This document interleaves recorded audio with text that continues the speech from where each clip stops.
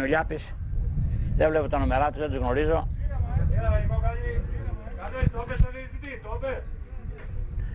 Υπάρχει ένας Κόκαλης Θανάσης με το 4 στην ομάδα του ΕΑΔΑ. Αυτό γράψανε καλά το Κόκαλη εκεί. Είναι από τους γνωστούς κοκαλαίους που ήταν 2-3. Ο γνωστός και μη εξαιρεταίος Κοκαλιστάν που λέτε. Μάλιστα. Η βεντέτα της ομάδας του ΕΑΔΑ, ο Κόκαλης. Ο Κόκαλης, ο Θανάσης είναι ο ονοματός μου, είναι. Το ίδιο όνομα έχουμε με το νούμερο 4.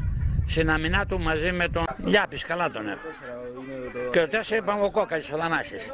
Ήταν κάτι κοκαλέοι άλλοι παλιά σε κάτι ομάδες. Οι αδέρφια αυτή την συγγενής είναι. Νυχτές Αθήνες ένας Κόκαλης έπαιζε παλιά. Αυτός είναι ο Θανάσης. Πώς έγινε την μπάλα, τη δίνει αριστερότερα, γίνεται ένα σουτ άστοχο από τον Κόκαλη. Αυτός είναι 2 μέτρα ο Κόκαλης, είναι ψηλό παιδί, τον βλέπουμε. Κόκαλης Θανάσης, η βεντέτα της ομάδος, δίπλα στον αρχηγό του. Μαγκίνα. Πολύ καλός παίκτης, και ο Μαγκίνας και ο Κότερος. Και στην αμυνά το Κόκαλη με τον Καφετζόπουλο για την ομάδα του ΕΑΝΤΑ. Να δούμε μπροστά.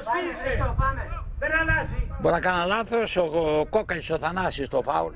Τρώει καλά ο Κόκαλης, ψηλό παιδί, δυνατό παιδί. Κόκαλης Θανάσης είναι ο ονοματός μου. Αυτός είναι. Αριστεροπόδαρος, εκτελεί το φάουλ. Φύλακά του. Κρατάνε καλά Καφετζόπουλος και Κόκαλης πίσω με τα νούμερο 4 και 5 και ο τερματοφύλακας στο